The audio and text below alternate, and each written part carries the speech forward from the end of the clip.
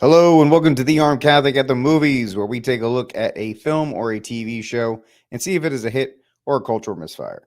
I'm Rick Barrett, and welcome back to the projection booth. And in this episode, we are going to be taking a look at Guardians of the Galaxy Volume 3, starring Chris Pratt, Zoe Saldana, Dave Baptista, Karen Gillan, Pom Klemenov, Bradley Cooper, and Vin Diesel, who is the MVP of this cast because he has been in at least 6 MCU movies and said a total of 3 different words. And the summary of this film is still reeling from the loss of Gamora. Peter Quill rallies his team to defend the universe and one of their own, a mission that could mean the end of the Guardians if not successful. I haven't seen an MCU movie, which I now refer to as Marvel Content Universe because that's all it is. It just pumps out content since Thor Love and Blunder. To me, it's become the worst of cinema these days.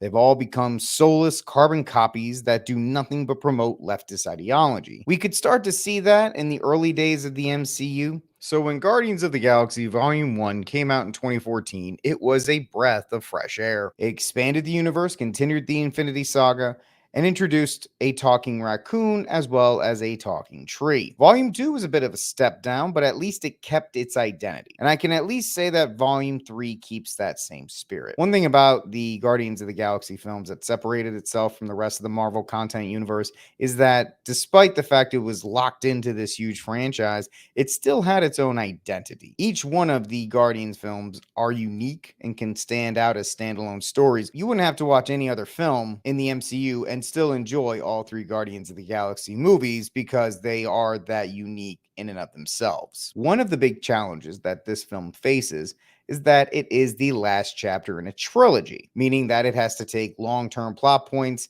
and give some kind of satisfying ending while still providing an actual story to tell along the way. Volume 3 accomplishes this for the most part. It tries to wrap up stories from both Avengers Infinity War and Endgame, as well as the other Guardian films, while still trying to provide a story to justify its existence. In the context of modern storytelling, Guardians Volume 3 does wrap up a trilogy as best it can. Did it do it perfectly? No, but it definitely didn't drop the ball. As far as the actual performances, nobody stands out, but that's not a bad thing because we have these same characters since 2014, coming up on 10 years now. And everybody who's been returning, whether it's Dave Bautista, or Chris Pratt, or Zoe Saldana, they all know these characters front to back, so they can put in solid performances without really having to do any extra work. There are 2 additional characters that are now introduced into the film. Will Poulter as Adam Warlock, and I'm going to blow this name, so please forgive me. Chikudurd Irju as the High Evolutionary. Please comment below and tell me how terribly I screwed up that name. And please tell the actor I apologize for not being able to actually speak. Now, the actual inclusion of the characters themselves, not really great. Adam Warlock's entire point of being was for the Infinity Saga, so for him to show up after it is completely pointless, and it definitely feels that way. The character of the High Evolutionary, despite the performance being very solid, comes off as a Thanos ripoff. And if you see the movie, you'll know what I'm talking about. Nothing new here, just the same kind of rantings of bad guy wants to do bad guy things. Pretty much the same problem that almost every single MCU movie has with their villains. And finally, James Gunn, since he is a named director, people go see his films. I wouldn't say he's up in the same category as Scorsese or Steven Spielberg, but people know his name when they hear it. So we have to discuss his impact. He wrote and directed the film, and he keeps to his style. Whether you like that or not, you'll know automatically. And if you haven't seen one of his films, he definitely has his own style. I wasn't blown away by it. There was a couple scenes and a couple lines that I thought were actually funny, but the rest of the time, I kind of just sat there. So let's get to the highs and the lows. The highs, it does keep with the spirit of the first 2.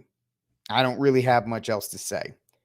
And I'll get to the rest of that in my lows and in the Catholic perspective. The lows, despite its unique staples, the things that made the Guardians so unique, it's still an MCU film, meaning it's soulless. It doesn't have anything to talk about.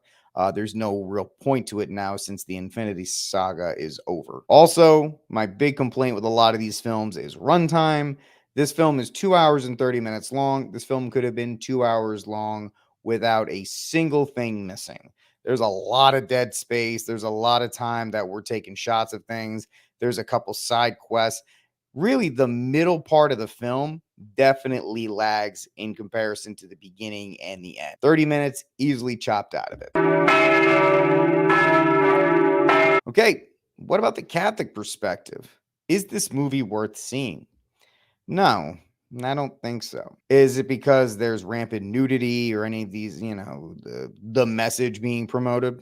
Not entirely, or it's not obvious. But outside of this being a Disney film and it shouldn't be supported, I base my idea on this concept. And it's a tough concept for modern films, but hear me out. Films as art should have some quality to it. And every MCU film after Endgame has not.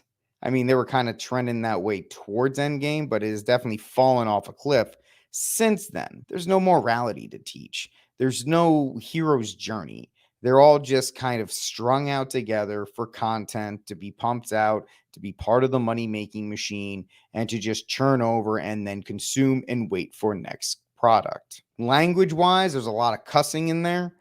This goes to James Gunn's sophomore humor and style that if you're an adult, you may be okay with it. Definitely not recommending this film for children in any way, shape, or form. Because the language, the behaviors of the characters, there's nothing upstanding and nothing positive to be taken out of it going forward. What is my rating for Guardians of the Galaxy Volume 3? It is 2 out of 5 bullets. The music has ended, and while it wasn't their best, it wasn't their worst. All right, folks, that's the end of this episode. If you like what you saw, please hit the like button, hit the subscribe button, hit the share button, hit that notification bell. It helps the channel out greatly. I'm Rick Barrett. This has been The Armed Catholic at the Movies. I'll see you at the movies.